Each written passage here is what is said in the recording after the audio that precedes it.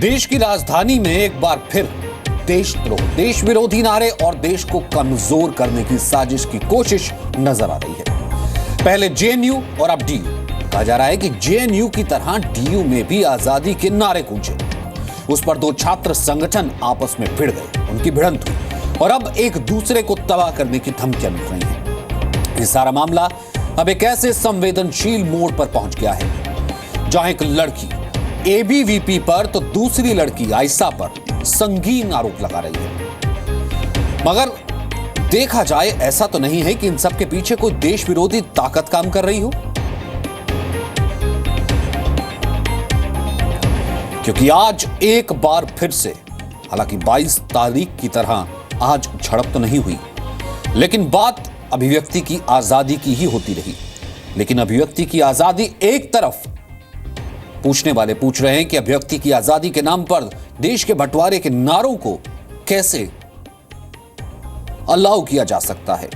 वो देश की अभिव्यक्ति की आजादी के नाम पर, भाषा की आजादी के नाम पर कैसे आ सकते हैं आजादी के नारे। वहीं दूसरी तरफ कहा जा रहा है कि हमारी आवाज को दबाया जा रहा है। आज एबीवीपी और आयशा, दो छात्र संगठन एक बार फिर से आमने सामने थे। तिरंगा मार्च निकाला एबीवीपी ने।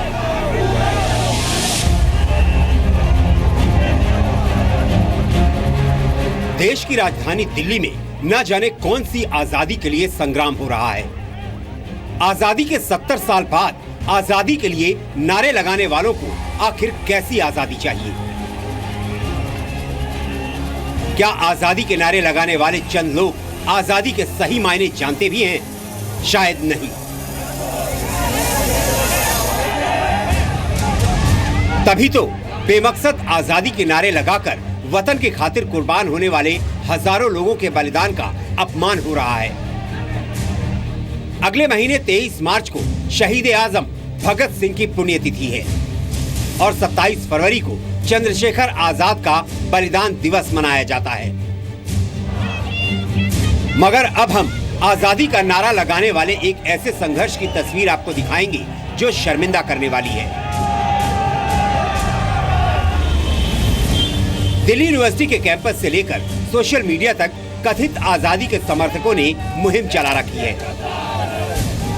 आजाद देश में खुलकर रहने वाले और अपने मन की करने वाले कुछ लोग मनमानी पर उतर आए हैं, मगर अभिव्यक्ति की आजादी के नाम पर उनकी मनमानी नहीं चलेगी और ये बात सरकार ने भी साफ कर दी है। अभिव्यक्ति का आजादी होता है, लेकिन इसका मतलब ये नहीं कि आप देश को टुकड़ा करने का नारेबाजी लगाएंगे, आप अफजल गुरु को सपोर्ट करेंगे, आतंकवादियों को सपोर्ट करेंगे। ये अभिव्यक्ति का आजादी नहीं होता है। आजादी हर किसी को आजादी है, लेकिन जब भारत देश है तभी तो आपको यहाँ पे आजादी मिला हुआ है। भारत के जो आसपास के पड़ोसी देशों से जितने लोग वहाँ मार खा के, तकलीफ झेल करके जो हिंदुस्तान में आया है, क्योंकि उसको लगता है कि हिंदुस्तान में ही आपको जो पनपने का जो मौका मिलता है, जो शरण मिलता है, उसमें ही शांति है। लोग क्यों आते हैं हिंदुस्तान? इसलिए अपने देश में, इस देश का नमक खा करके इस देश को गाली देने का काम कोई भी ना करे। दिल्ली में रामजस कॉलेज में की घटना के बारे में मैंने पुलिस कमिश्नर से स्वयं बातचीत की है और ये मैंने कहा है कि पूरी सावधानी बरती जाए वो, और कहीं पर भी किन्हीं छात्रों के साथ कुछ गड़बड़ी न हो। देश के गृह मंत्री और गृह राज्य मंत्री को ये कहने के लिए मजबूर क्यों होना पड़ा, ये बताने के लिए आपको कुछ तस्वीरें दिखाते हैं। सोशल मीडिया पर एक शहीद की बेटी ने पोस्टर के साथ तस्वीर डाली है। आरोप लगाया है कि उनके साथ छेड़खानी की गई। उसका आरोप है कि एबीवीपी के लोग रेप की धमकी दे रहे हैं। लड़की लिखती है, मैं दिल्ली विश्वविद्यालय में पढ़ती हूँ, मैं एबीवीपी से डरती नहीं, मैं अकेली नहीं हूँ, भारत का हर छात्र मेरे साथ है। इसके जवाब में एक दूसरी लड़की ने भी सोशल मीडिया पर पोस्ट शेयर की। उसका आरोप है कि उसके साथ भी छेड़छाड़ हुई, रेप की धमकियां मिल रही हैं। मगर ये धमकी एआईएसए के लोग दे रहे हैं। यानी एक लड़की एबीवीपी पर आरोप लगा रही है तो दूसरी एआईएसए पर। दोनों ही छात्र संगठन हैं और दोनों के बीच एक अघोषित जंग चल रही है। अब देखिए दोनों लड़कियां क्या कह रही हैं।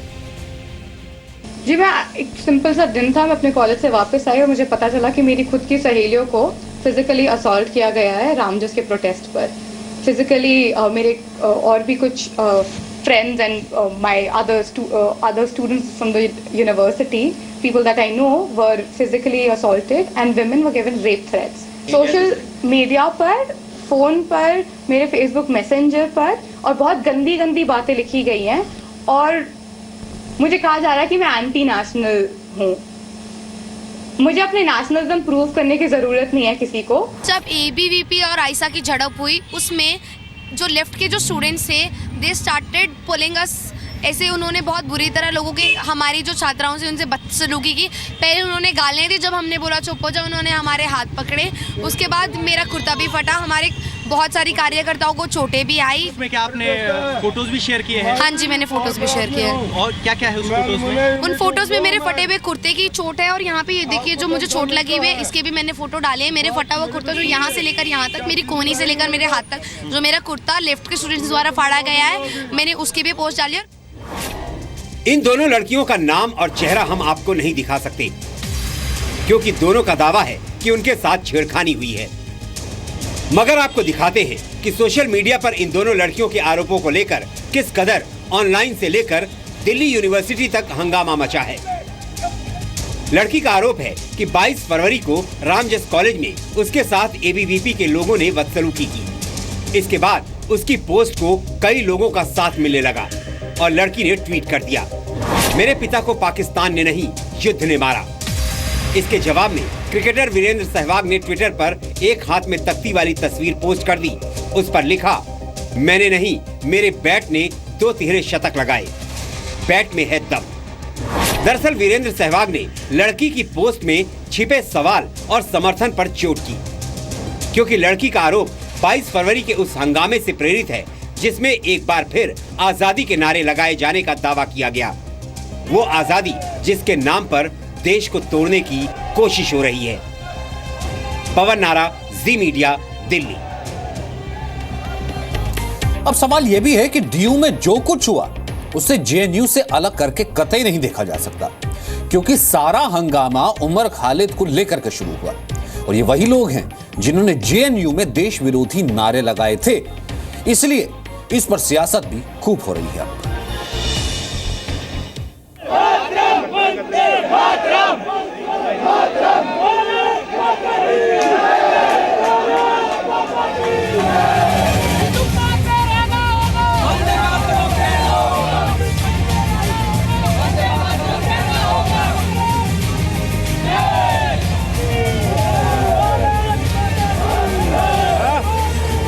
दिल्ली यूनिवर्सिटी में 180 फीट की तिरंगा यात्रा निकाली गई।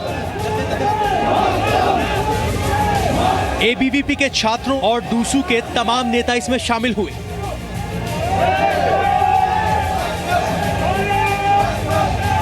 वंदे मातरम और हिंदुस्तान जिंदाबाद के नारे लगाए गए।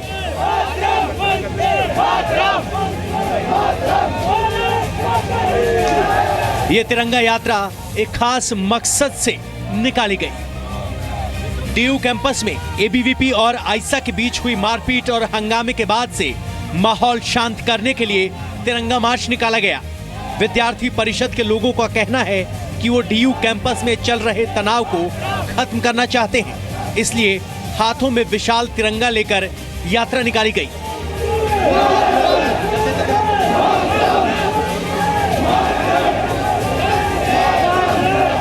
किस बात को लेकर आज ये मार्च है आपका? जो ये मार्च निकाली है रामजस के न्यूट्रल स्टूडेंट्स प्लस डूसू ने मिलकर निकाली है और हम ये चाहते हैं इस मार्च के माध्यम से ये बताया जाता है रामजस कॉलेज के अंदर देशद्रोही विरोधिता नहीं सही जाएगी। अच्छा, ये बात शांति की जा रही थी, तो क्या शांति बात पीस मार्च की थी, तो क्या शांति भी एक एजेंडा है या संदेश देना चाहते हैं? शांति के साथ संदेश दोनों हमारा एजेंडा है कि शांति बनी रहे कैंपस में।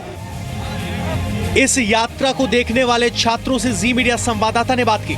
जरा गौर से देखिए इस यात्रा को लेकर छात्रों का क्या कहना है। जेएनयू में जो हुआ वही वो लोग रामजस में भी करना चाह रहे हैं। जेएनयू जिस वजह से थोड़ा सा उसके ऊपर बुरा प्रभाव पड़ा वही यहाँ रामजस में भी आ रहा है। और वो लोग ऐसे नारे लगा रहे हैं कि रामजस में आज़ादी चाहिए, आज़ादी। किस चीज़ की आज़ादी नहीं है रामजस में? रामजस में हर तरह की आज़ादी है। मतलब इंडिया को लेके ही नारे दे रहे थे कि आज़ादी चाहिए, हमें आज़ादी चाहिए। वो बोल रहे थे सिर्फ आज़ादी आज़ादी, पर ये नहीं बोल रहे थे किस चीज़ की आज़ादी, जबकि हर चीज़ की आज़ादी तो मिली हुई है। जिसने हमारे देश के लिए इतने देशद्रोही नारे लगाए उसको क्यों बुला रहे हैं हमारे कॉलेज में? कश्मीर के नौजवान संघर्ष करो। चिंता की बात यह है कि सोशल मीडिया से लेकर डीयू कैंपस तक देशद्रोह और वतन परस्ती को लेकर ये जंग नई नहीं है। जोर से जोर सवाल। पिछले साल 9 फरवरी को जेएनयू में खालिद मोहम्मद और अनिर्बान समेत कई छात्रों ने देश विरोधी नारे लगाए थे। कश्मीर की आजादी की मांग की थी, हिंदुस्तान के खिलाफ नारे लगाए थे। इसके बाद इस साल 22 फरवरी को एबीवीपी और आयशा के बीच मारपीट हुई। आरोप लगाया गया कि आयशा की ओर से आजादी के नारे लगाए जा रहे थे और इसी को लेकर मारपीट हुई।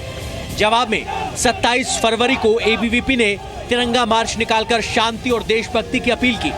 अब इस मुद्दे पर देश की सियासी पार्टियां भी आमने सामने हैं।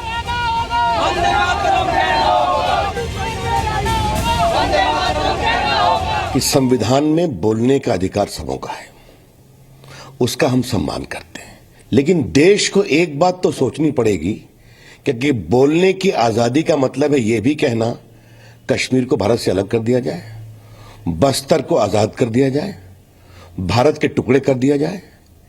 यह है बड़ा सवाल। The violence which took place in Ramjas College and the attempts to justify that violence by senior functionaries of the government is both fascist and it displays the arrogance of power. अब आपको बताते हैं कि DU में जो कुछ हुआ उसे लेकर जेएनयू जैसा तनाव और सियासत क्यों हो रही है। 22 फरवरी को रामजस कॉलेज में लिटरेचर फेस्टिवल का आयोजन हुआ। देश विरोधी नारेबाजी के आरोप में जेल जा चुके खालिद को भी बुलाया गया। खालिद को बस्तर में आदिवासियों के विरोध के तरीके पर बोलना था। कार्यक्रम में खालिद के आने पर एबीवीपी ने हंगामा शुरू कर दिया। इस बीच आयशा के लोग भी हंगामा करने लगे। एबीवीपी का आरोप है कि आयशा के लोगों ने आजादी के नारे लगाए, इसी पर मारपीट हुई, जिसमें छात्र छात्राओं समेत पुलिस वाले भी घायल हुए। इसके बाद आयशा की समर्थक छात्रा ने एबीवीपी पर छेड़खानी और रेप की धमकी के आरोप लगाए। जवाब में एबीवीपी की एक छात्रा ने आयशा पर रेप की धमकी और छेड़छाड़ का आरोप लगाया। डीयू, सोशल मीडिया और अब सियासी पार्टियों के बीच इस मुद्दे पर खींचतान जारी है। डीयू में जो कुछ हुआ वो ठीक वैसे ही सियासी रंग लेता जा रहा है जैसा कि पिछले साल जेएनयू में हुआ था, और इस बढ़ते विवाद को प्रोफेसर्स और यूनिवर्सिटी छात्र देश के लिए अच्छा नहीं मानते है, जिसपे सेडिशन के चार्ज है, देशद्रोह का चार्ज है। ऐसे आदमी को बुला के विश्वविद्यालय में नौजवानों को क्या सीख देना चाहते हैं? आप जो है आप सरकार का विरोध कीजिए, सरकार की पॉलिसी का विरोध कीजिए। हम ऐसे एलिमेंट्स को जो है ऐसा कहीं भी प्लेटफॉर्म ना दें जो जिससे कि वो यंग माइंड्स को गलत तरीके से इन्फ्लुएंस कर सके। छात्रों को, युवाओं को ये बहुत कष्ट होता है ऐसे नारों से। वो बिल्कुल स्पष्ट है कि ये बहुत गलत है, ये देशद्रोह है। वो युवा कौन है जो ये कर रहे हैं? उनको बुलाया गया केवल जो है राष्ट्र विरोधी नारे लगाने या राष्ट्र को विरोधी ताकतों को मजबूत करने के लिए उनको बुलाया गया। डीयू कैंपस से कभी देश विरोधी आवाजें सामने नहीं आई। दिल्ली पुलिस और केंद्र सरकार हालात पर नजर रखे हुए हैं, मगर सवाल यह है कि जेएनयू से निकली देश विरोधी आवाज अगर डीयू में गूंजी तो उसके पीछे असली गुनहगार कौन है? पवन नारा, जी मीडिया। वायलेंस को, हिंसा को तो किसी भी तरीके से जस्टिफाई नहीं किया जा सकता, लेकिन इसका फैसला आप खुद कीजिए। एक मंच जहां पर बैठकर के आजादी की बात हो या फिर देश विरोधी ताकतों की बात हो, और उस मंच का इस्तेमाल उन ताकतों को दिया जाए, उन ताकतों के द्वारा किया जाए, तो क्या ये फ्रीडम ऑफ एक्सप्रेशन के तहत आएगा? तो आयशा की समर्थक लड़की को इंसाफ तो मिलना ही चाहिए, मगर कुछ सवाल भी हैं। एबीवीपी पर आरोप लगाने वाली छात्रा क्या किसी लेफ्ट संगठन से जुड़ी है? क्या आरोप लगाने वाली लड़की किसी राजनीतिक पार्टी के एजेंडे पर तो काम नहीं कर रही है? एबीवीपी पर छेड़खानी के आरोप लगाने वाली लड़की 22 फरवरी को थाने क्यों नहीं गई? शहीद की बेटी ने तो लिखा है कि उसके साथ तमाम लोग हैं। देश विरोधी नारे लगाने के आरोपी उमर खालिद का साथ क्यों दिया जा रहा है, यह सबसे बड़ा सवाल है। जेएनयू से लेकर डीयू तक किस तरह की आजादी की मांग हो रही है, और जो इसका विरोध करते हैं उन्हें कह दिया जाता है कि वो आजादी के विरोध में है, अभिव्यक्ति की आजादी के विरोध में है। तो क्या अभिव्यक्ति की आजादी के नाम पर देश विरोधी नारे लगाना सही है? अलग अलग यूनिवर्सिटी में आजादी की मांग क्या देश को कमजोर करने की एक साजिश है? जेएनयू में हुए देश विरोधी प्रदर्शन को सख्ती से रोका जाता तो बात शायद डीयू तक पहुंचती ही नहीं।